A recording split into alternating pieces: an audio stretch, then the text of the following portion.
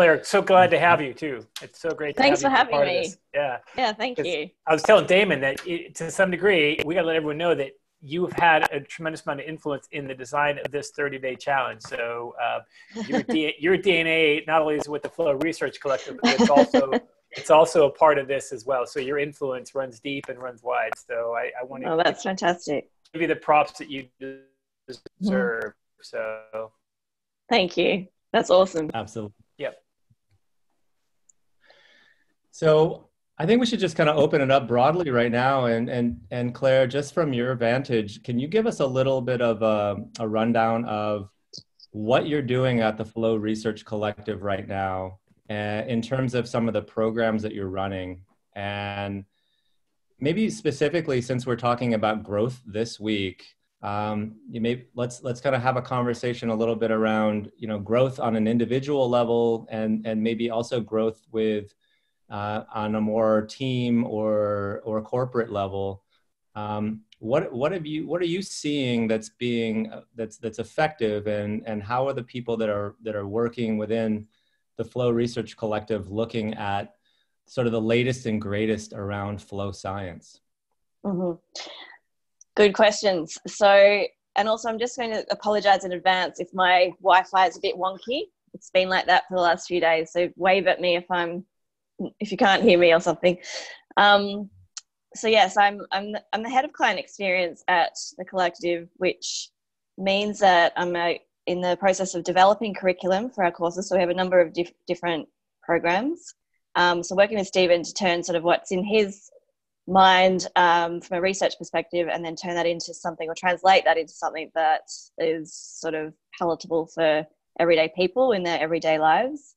And then so create the curriculum, but then help people actually go through the training. So that sometimes is one-on-one coaching, but often it's just being in touch with them, I guess, throughout, whether it's an 8-week or 12-week program, and sort of just being with them throughout to ensure that they get what they need depending on what they do in this world. So it's sort of, the way I like to talk about it is, we take the evidence-based, science-backed research and then give it to people, and I guess ask them to translate it into their worlds in a way that's relevant and meaningful and useful for them.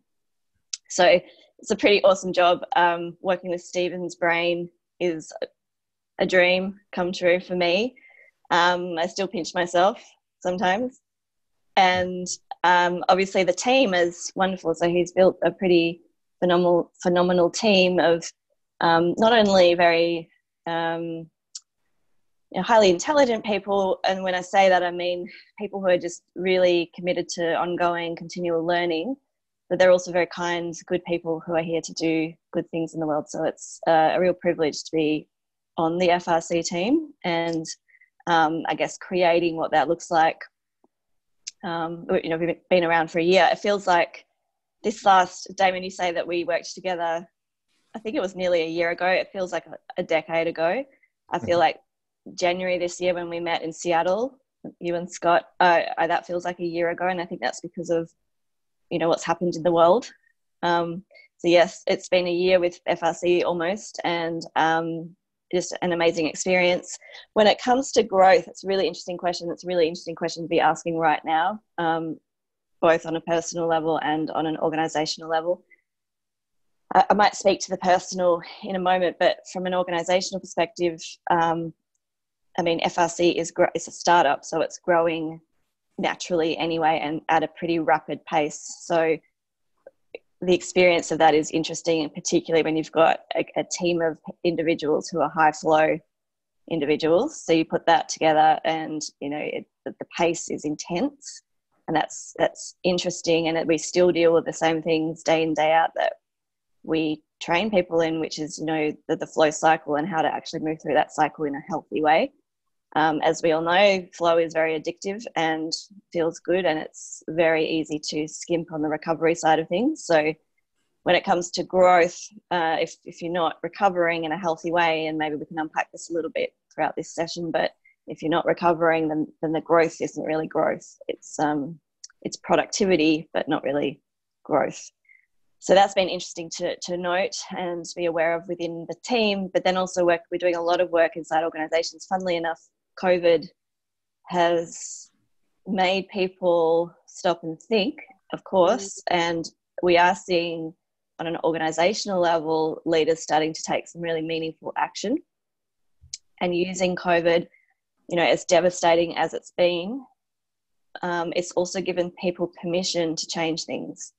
So we're seeing that happen, and we're seeing leaders stop and think and want to do things differently. And we've started to work just this month inside organizations to take what they've learnt during this last few months and use it for growth rather than,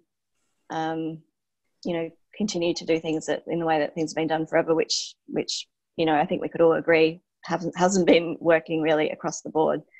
So I'm pleased to be seeing that happening, and actually very, my work just got a whole lot more meaningful to be able to work with leaders who have actually taken a moment to stop and think and are now acting in a way that will change things. Essentially, they want to change things. They're harnessing that agitation and stress that came about through COVID, and they've reflected on it, and now they're actually wanting to do things differently. And for us, that means anchoring, or basically educating their people in what we call cognitive awareness. So really, quite simply, that's how to use your brain and body to feel your best and perform your best, and that's the starting point. And if you give that gift to an organization at large, then pretty amazing things can happen from a growth perspective. So that's where I'm at. That's what I'm working on. Yeah, Clare, I have a question, because you said, I think one of the things that I've noticed with working with some of the leaders that I've been working with is it's not just stopping and thinking, but they've also had to stop and feel. I mean, they're dealing with a feeling, an emotion, a set of emotions that they've never experienced because they're so used to being working at 100 miles an hour, and now everything just kind of has paused. So how much of that stop and think is also the stop and feel component to growth? Because all of a sudden there's a gap, that they don't know what to do with this new feeling. And I'm just curious what you guys have found in terms of getting people to kind of get in tune with that feeling as an approach to how they step into that flow space. Yeah, it's really interesting. And you're right. People are feeling more. What we're hearing a lot, what I hear a lot, is people are tired. So the emotion, sometimes it's, people aren't always so used to being able to put words to the emotion piece. And a huge part of accessing flow is emotional regulation. And we talk, in the training, Zero to Dangerous in particular, we talk to that a lot. The problem is sometimes is that you overregulate that and don't feel enough. And particularly at sort of CEO level, executive level, which is where we tend to work at this point in time, the words that people are using, things like I'm tired, I'm exhausted, I'm out of energy, like that kind of conversation is coming up, and that needs to be unpacked further, of course. But yeah, it's a very emotional time. And, you layer on what's happened in the last couple of weeks in the US with the racial injustice protests, and then we layer on something else next week. Who knows? I mean, we don't know what's coming tomorrow at this point. I think people are starting to realize what we mean by exponential change. Like David and I have been talking to this topic for a year or so, I mean more. I don't think any of us really knew what that, esoterically we knew what exponential change felt like, but we've just experienced it in a pretty amazing way. And I think now people are like, wow, this is what this feels like, and it's only going to get faster. The Australian bushfires and COVID were a month apart. Imagine if Australian bushfires, COVID-19 and the racial justice protests were all happening at once. That's just three things. This is going to be exponential. So we need to work out how to calm our nervous systems down, how to be in tune with our emotions, how to regulate our emotions, how to feel our emotions for this to keep up with this pace that's, like I say, I don't even know, I don't look at the news, but God knows what's happened today. And that's the kind of stuff as humans we need to be dealing with. It's so fascinating to me. I mean, this week actually has been, we've framed this week around growth, and, the mantra for us is 4% more. And I have to say that there's a part of that feels idealistic. And the concept of peak performance or optimal performance, I'm wondering what is the thought process at the Flow Research Collective, and just yours personally, obviously with all of these things going on, around what does it mean to frame growth. I know we were on a call, and Scott and I were on one of your Thursday calls with Stephen and I think it was Rich Divany and Dr. Andrew Huberman, and they were talking about the Navy SEAL. Rich Divany was talking about how it's not so much peak performance, it's optimal performance, and that can look like a sidestep or even a step back. How are you guys framing that for people who are used to being hard chargers? Obviously, getting in touch with the emotional side of where they are currently.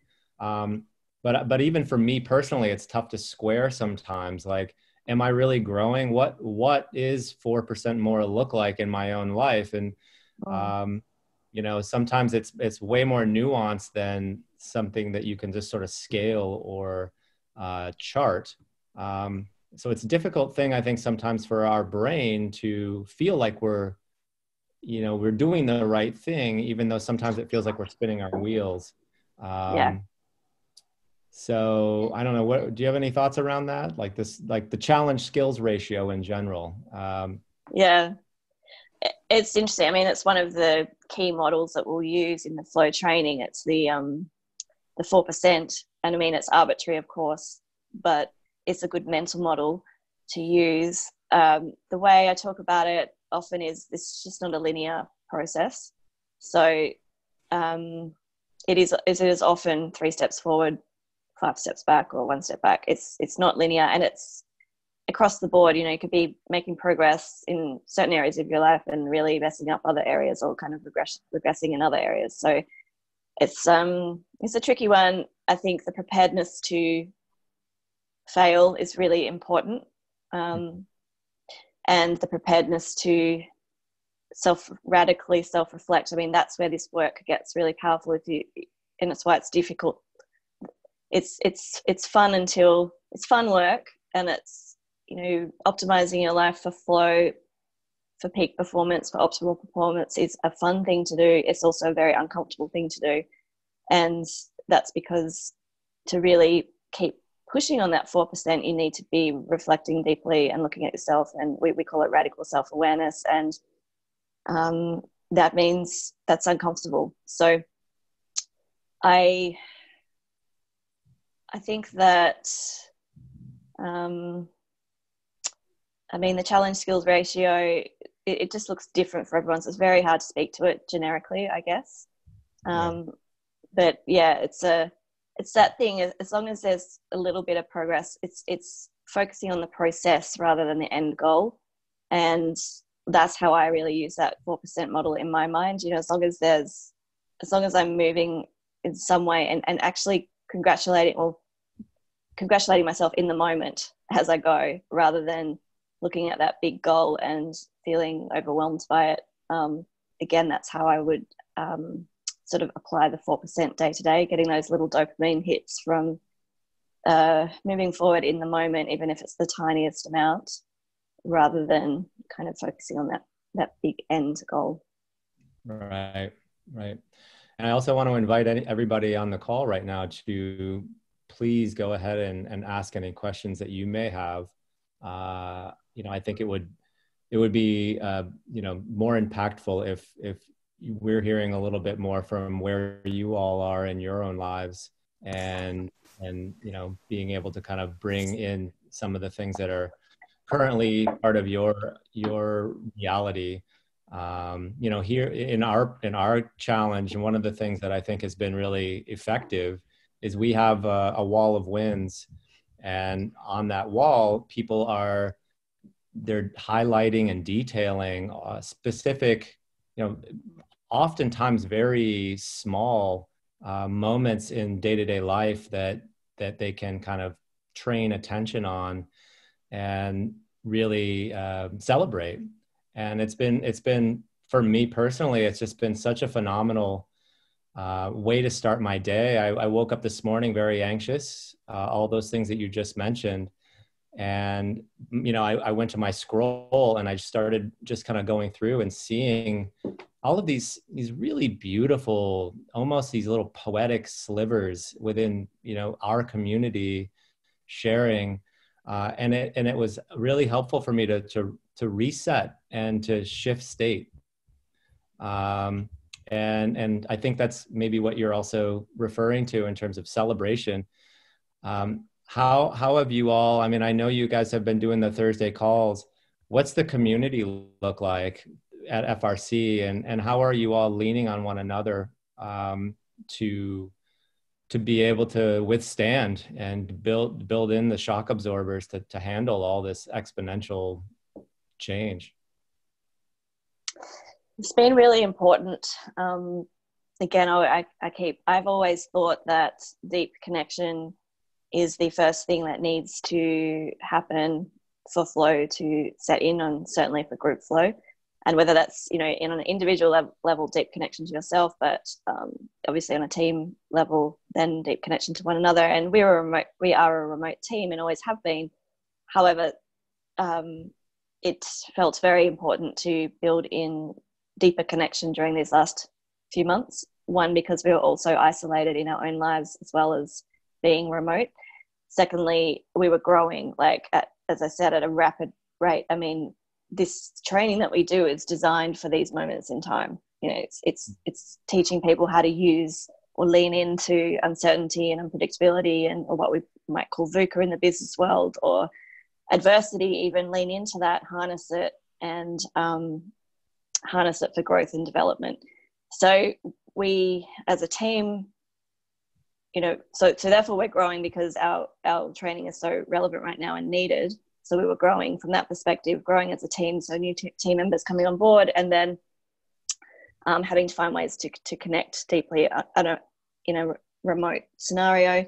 So there's really simple ways. I mean, I'm still trying to work out what that looks like and how that looks, but building in the opportunity just to talk. So our team meetings became far less around tasks than what we were actually doing, just giving people space to talk to whatever they wanted to talk about. It could be personal if that felt right. It could be anything.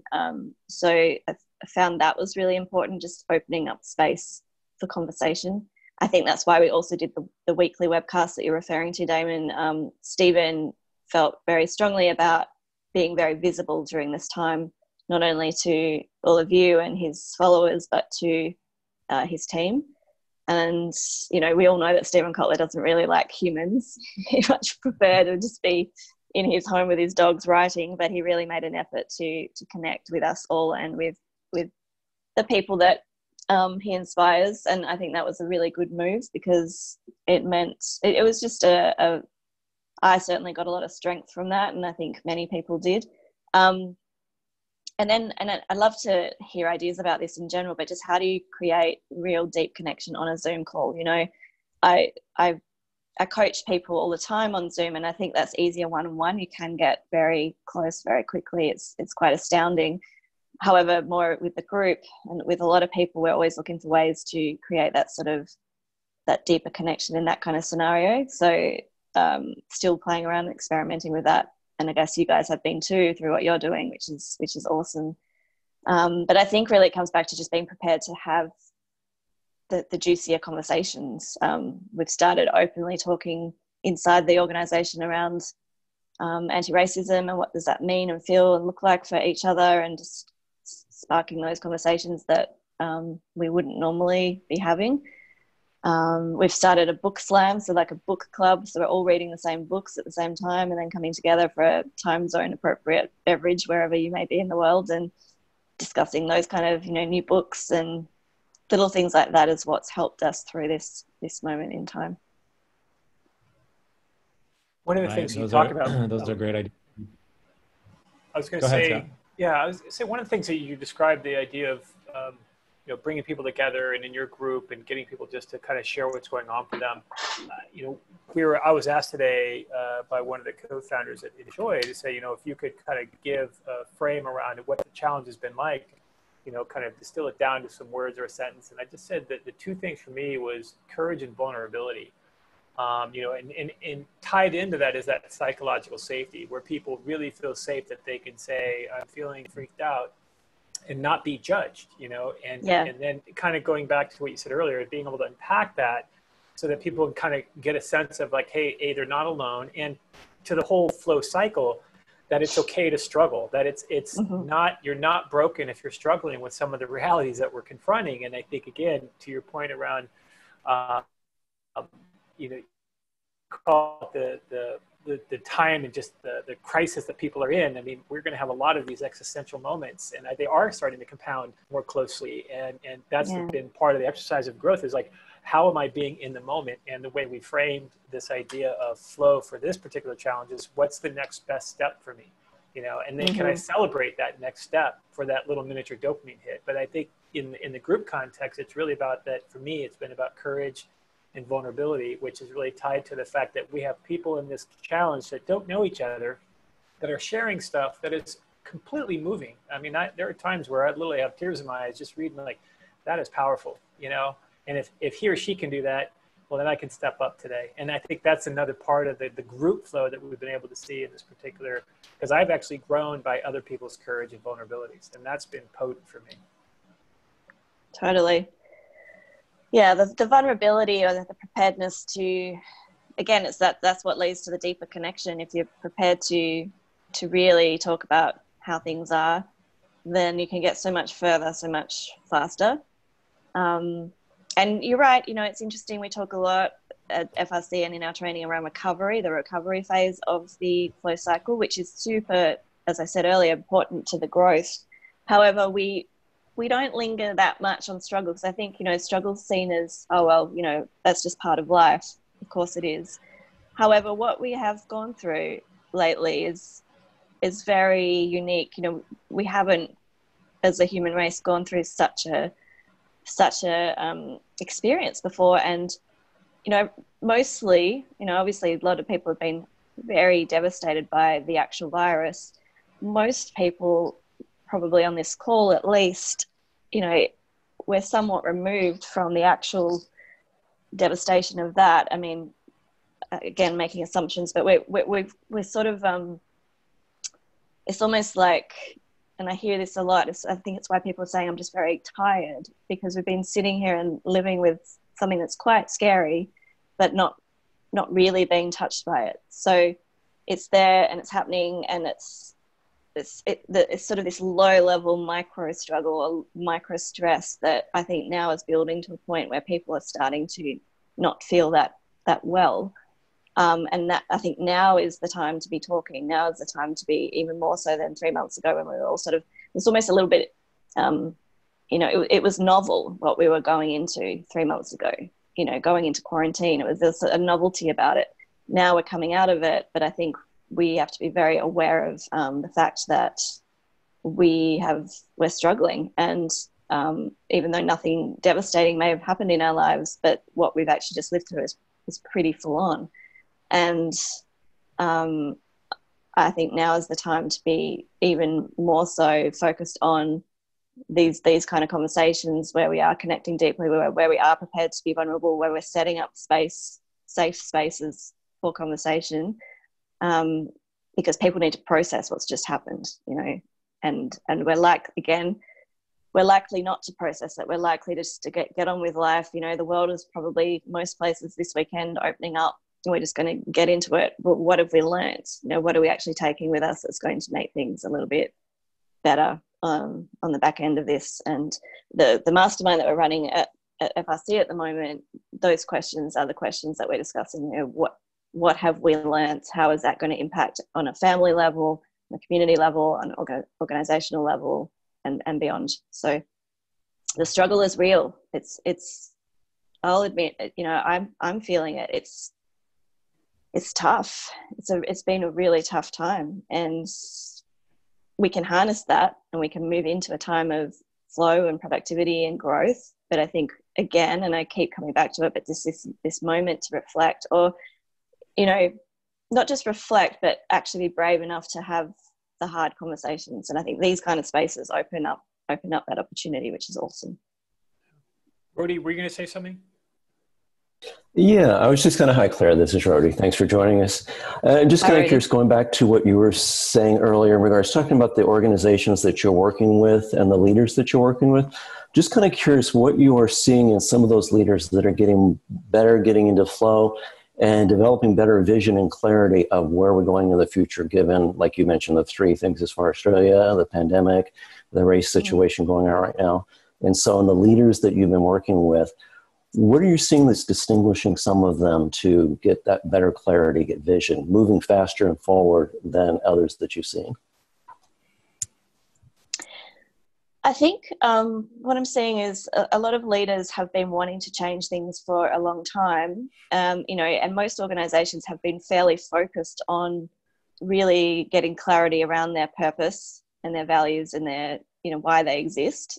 Over the last few years, over maybe the last 5 years, that's been clearly a focus of organizations, and leaders were sort of ready and waiting to change things, but change is difficult and very difficult. So it's the hardest thing to manage inside an organization. And I think, as I said earlier, that they're seeing this COVID-19 as it's given them permission to change things, because we had to change things. Suddenly the whole world was working remotely in a time where, that was just never going to happen inside a lot of organizations, and it had to happen. It happened, and we all coped, and everything was okay working from home. And just that simplest thing it's been a signal, I guess, for, we can change things, and we can change things quickly. And the conversations I'm having now are, well, we've had to change certain things because of COVID-19. Let's keep going. There's 1,000 things we need to change. I mean, a client I was speaking to yesterday had a 33-step process to converting a client that through COVID-19 has come down to 3 steps, just because they had to. Right. Claire, as you're talking, yeah. I think, one of the things that when we were with Stephen in Seattle, I don't know if it was him or someone in the research was talking about, because when we start talking about growth, I think of Carol Dweck's work with growth mindset versus fixed mindset. And one of the things that always, what resonated with me from that conference, and I think maybe to, Rhodey's question too, it's like, I'm finding that the leaders that have a growth mindset are doing really, really well. The ones who've been really fixed mindset are losing their shit, and they don't know what to do, because that control issue, like the world does not match their norms, that someone who's in a growth space is really kind of taking this opportunity to learn and discover and experiment. And I think in our first experience, Damon, we talked about what are the opportunities in this time for us where we can become better, rather than, again, play the victim card. But I always kind of come back to that growth mindset versus a fixed mindset, because I think what they said in that conference is that if most people who are in a fixed mindset will never really experience flow. And I don't know if they've been poking on that one at all in this COVID situation, but it seems to me that's part of the equation that we need to be considering. Totally. And the great thing is a growth mindset can be trained, so it's a big flow blocker is a fixed mindset. So again, a huge part of the training in general at FRC is education around what a growth mindset is and how to create one or develop one. And we can have growth mindsets in certain areas of our life and be fixed in others. So it's not a sort of binary thing. And I think sometimes people misunderstand what a growth mindset is. And really it is what we've been speaking to, that being actually motivated by the process and being able to celebrate the small wins as you go is really what that is about, and that's why you can train it quite easily. I think once you actually fully understand what it means to have a growth mindset, it's pretty easy to apply that mental model to day-to-day scenarios. So yeah, absolutely, it's you're not going to get anywhere right now as a leader with a fixed mindset, because the world as it was just ended, and you've got to be creative and be in a space where you can problem solve and think, take on different perspectives, make choice, make in a world that's wildly different to what it was a few months ago. have you seen within your experience with these leaders? I think one of our instincts, Scott and I ran a program, a pilot last month, was to begin with grief and loss. Mm-hmm. And also the emergence perhaps of some of the quote unquote soft skills, self-compassion, Mm-hmm. empathy. I know Stephen Kotler is big on empathy. Where have those, have people now given themselves permission, I guess on the front end to grieve, and then, and then to continue on with allowing themselves to take a pause and recover, as you say, or to, for me, I put my hand here on my chest sometimes, and I just allow myself to console. And then the other one that just feels really daunting and overwhelming to me, but also one of the elements that feels so important is empathy. Seeing some videos of just atrocities, watching, as you say, destruction of nature with wildfires. It's been really unsettling and just ripping my heart in a lot of ways. And I know on one level that's really good because I care and I can feel. But I think that generating some more skills or tools around how to feel deeply and as you say, have those deep connections, but not get kind of like stuck in the swirl of that. Do you have any wisdom around how that's playing out within the organizations that are thriving right now or surviving at least? Yeah. Again, I think this is the moment in time as a leader, if you are a leader, to be very aware of the grief process and what people are going to need over the coming months or even longer. I don't think that is talked about enough. We do bring it up inside FRC, inside the community there. I've encouraged a number of conversations around grief. But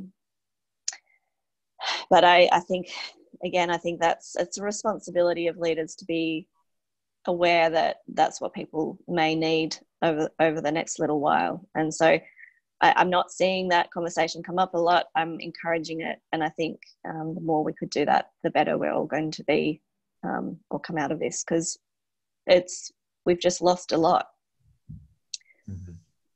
It's not right or wrong that we've lost it, but we have lost the life as we knew it.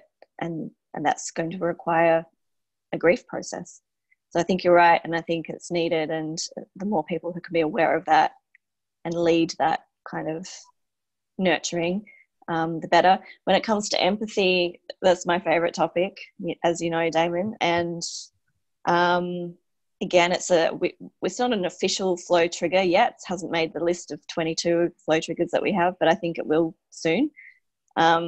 We see it again, and I think it comes back to connection. So I kind of think of, empathy, vulnerability equals connection. And it's an amazing flow trigger, group flow trigger in particular. Mm. So we talk to it a lot. A really beautiful exercise around empathy that I often do because it moves me so much it's what Stephen calls empathy for all. So it's just taking a walk and looking at everything around you, whether it's people, whether it's trees, whether it's a car, whether it's, an animal, whatever it is, and feeling for that either person or object or whatever it is, feeling for it in the way that or loving it in the way that you would your sister or your mother or your partner or your child, and just really conjuring that deep connection for different things. So if you do that for a tree, for example, it's a very, very moving experience. So we build that into our training as just a way of sort of, again, empathy can be trained. It's a skill. So training people to step into the shoes of something other than themselves and feeling what that feels like is very powerful. It's a great flow trigger, but it's also something that leads to the ability to connect more deeply with either yourself or with others. Beautiful. It's beautiful. Yeah, I also feel like it's such a valuable tool or skill right now to be able to learn how to shift state I was sharing with this group early on that was in quite a panic, quite a lot of anxiety, and I was able to cultivate enough awareness to, my daughter was hungry, and I was able to cultivate enough awareness to go make her macaroni and cheese with peas like a Zen master. And I immersed my whole self in being into that activity. And I think sometimes that gets overlooked, that we think that the activity is the trigger, when it's really the awareness and the immersion in the activity itself that is actually the powerful part of that. So yeah, I think that's what's been so beautiful about this month, is that, we're sharing very small moments with one another, but we're making those small moments big. But I really like what you're saying about empathy. It feels really closely connected to gratitude as well, where one thing that just sort of seeing a tree or seeing some birds like building a nest, these little things that sort of seemingly are part of the day-to-day life that we've always raced past, seem like they're magnifying now, or at least if we're allowing ourselves to turn our attention towards some of those things, that they can have a profound effect on our nervous system. And as we know, our nervous system speaks with one another. Is there any research, by the way, around coherence, the ability to kind of get into coherence with groups on a call like this, when, this idea of being in Zoom is so disconnected on some levels and so novel on others? But I'm really curious, if we can feel one another, if we can have that connection just with these small squares staring at each other's faces. I know. I don't know if there's any research. I think it's probably in the making as we speak. Heart Math are doing a lot of work around that. I think they've got some apps, and they've been experimenting with larger conferences that, would normally happen live, and seeing what they can do there. So I'd go down that rabbit hole if you're interested in it. I think is it Dan Siegel? There's a bit of work being done at the moment around that, which I find super interesting. I mean, we talk, Damon, the Kokoro calls. Kokoro is a group that Damon and I are part of from some training that we did a while back, and there's sort of can be up to 8 people on that call, and we've had deep coherence, I think, at times.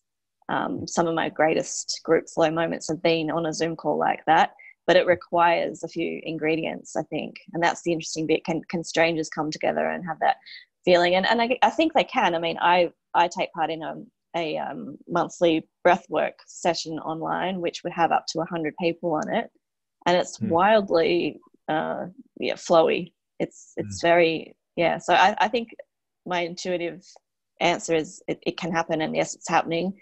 The research, where the research lies with that, I'm not sure, but it's certainly an interesting area. Right.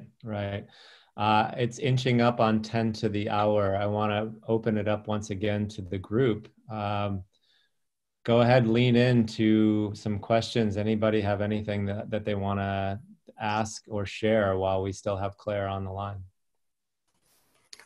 I have a question.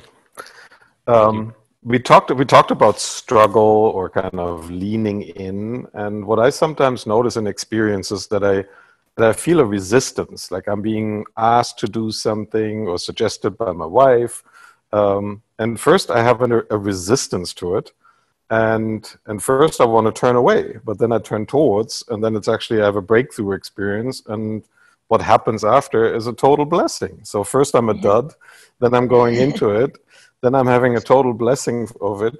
And I recognize that there's somewhat of an interplay with it, because the blessing, like if I would have just embraced it in the first, it wouldn't maybe have been as intense and as rewarding if there wouldn't have been that blockage before. So what's that about? That's really interesting. Well, there's the flow cycle. So, flow's not a binary state. You're not in or out of flow. You're in a 4-stage non-negotiable cycle, and that can be mapped to neurochemistry and to neuroelectricity. So the struggle is the first stage. And, you know, we spend a lot of time in struggle as humans, and it can be on that kind of, you know, micro day-to-day level in terms of things that we have to do, or it can be, you know, with bigger projects. I mean, you even think about, if you think about your most intense experience of flow ever, or you also think about day-to-day micro flow experiences, that struggle is built in always at some point. And you might, you know, the question is, how long do you hang out there, and what tools do you have to move you through that phase more quickly? But you're right, if you're going to move into an experience of flow, and let's say whatever your wife wants you to do, or whatever that looked like, there probably was some intense focus involved and perhaps flow. For that to happen, there has to be the struggle. So it's just a non, and struggle feels different for everyone. It can just feel sort of an agitation, or a little bit frustrated, or it can be a very uncomfortable feeling. It can be very obvious. It can be, you know, you don't even realize that you're in it. So it's different according to task. It's different according to the person. But and it's, you know, stress chemicals basically in your body and brain that you're needing to release. And when you release into the flow state, the stress chemicals have been released, and different neurochemicals come in that make you feel really good. Claire, I'm curious to know, because as I hear Joseph share that, I mean, what comes up for me, or how I interpret it, is like there was a moment where he wasn't in control, right? And then he made the choice to kind of choose the direction he wanted to go. But in the beginning, he felt like he was being told to do something. And so, because you think about autonomy as a choice within our brain loves to be in control of its environment. And so, you know, when you think about the number one cause of stress for a lot of human beings, it's that feeling of being helpless or out of control.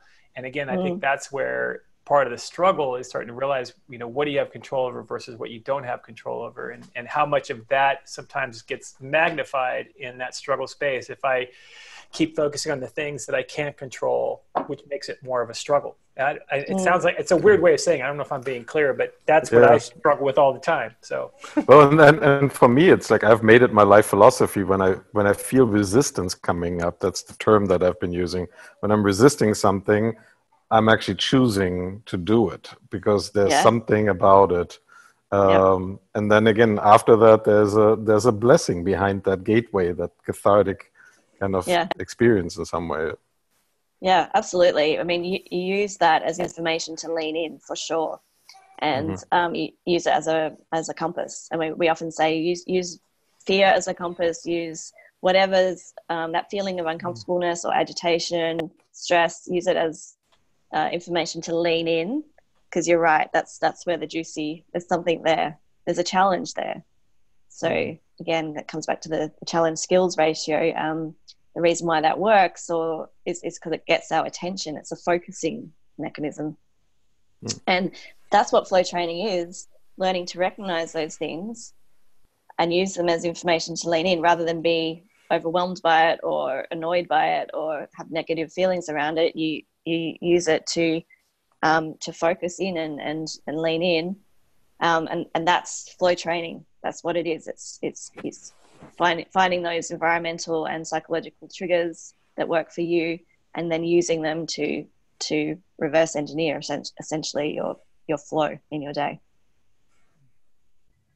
It's beautiful. Yeah, one of the things that we've talked a lot about here this month is, instead of just focusing on your to-do list, to build a to-be list and really setting intention for how you want to show up. And Joseph, that feels like one of those types of things that if you set the intention, say daily, say in the morning, that and also to kind of think about a pre-mortem. So those experiences are going to happen within our lives that trigger us and that make us feel hopeless or out of control, or make us go nuclear. And in any of those cases, if we can sort of pre-plan to some degree that, with the knowledge that those kinds of things will occur, but setting our intention to show up in a certain way, to remember to take a breath, to remember that it will feel agitating, then we have a lot better opportunity to stay in control of our nervous system. And, you know, I think that once our nervous system is hijacked, all of this becomes, you know, exponentially more difficult and potentially impossible. So Claire, I do want to be mindful of time, and but I think maybe in terms of, in the spirit of this coherence, if everybody is willing and able, why don't we go out with a minute of breath together? That way we can just maybe run the experiment ourselves. But before we do, any sort of parting words you wanna give our group before we say adieu to you? Okay. Well, thank you for having me. It's been wonderful. Two things. One, just to speaking to what you were just talking about now, it's all about getting your nervous system to work for you and not against you. And we've got different mechanisms for that, different ways of doing that. This breath work is a beautiful one, but down regulating or up regulating the nervous system according to the task at hand is really as simple as it is.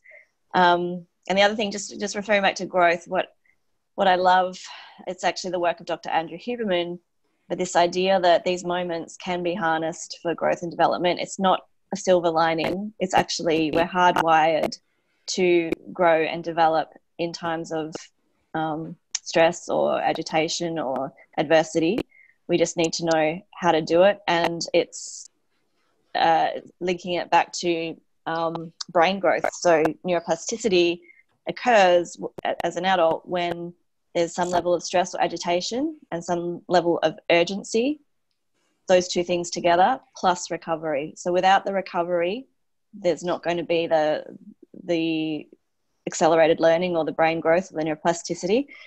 So a big thing that, again, has helped me through this moment in time has been to understand that cognitive literacy, just understanding actually how the brain works, and that building in skills or ways of actually harnessing this difficult time. You know, we can refer to COVID-19, but you can map this to any difficult time in your life. Harnessing that for growth and development by ensuring that, you know, what you're focused on is what you want to be focused on.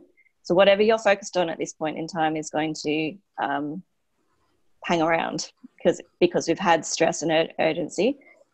So you want to be focusing on good things that inspire you, things that are purposeful or intentional, and you want to make sure that you're recovering. So sleep is the big one, obviously, but there's other ways to recover and build that into your day-to-day as well. So just that parting thought is that we're designed to cope, not only cope, but grow and thrive during these hard times. We just need to know how to do it a little bit better. So, thank you for having me. It's been a wonderful conversation. I love these kind of conversations. They're important. So thank you for opening up that space. Thank you so much for sharing your wisdom and your heart. In the spirit of Friday afternoon, when everybody has had a long week, let's take 1 minute and do a little recovery right now, if we will. So I'm going to invite everybody to do a 1 minute of breath, and I'll sort of count it out. Don't get too hung up on trying to kind of stay with the time, but we're just basically going to inhale for 5 and exhale for 5. And we're going to do that 6 times. So I just want to invite you to really get grounded in your body and to allow yourself and give yourself permission to be 100% here right now.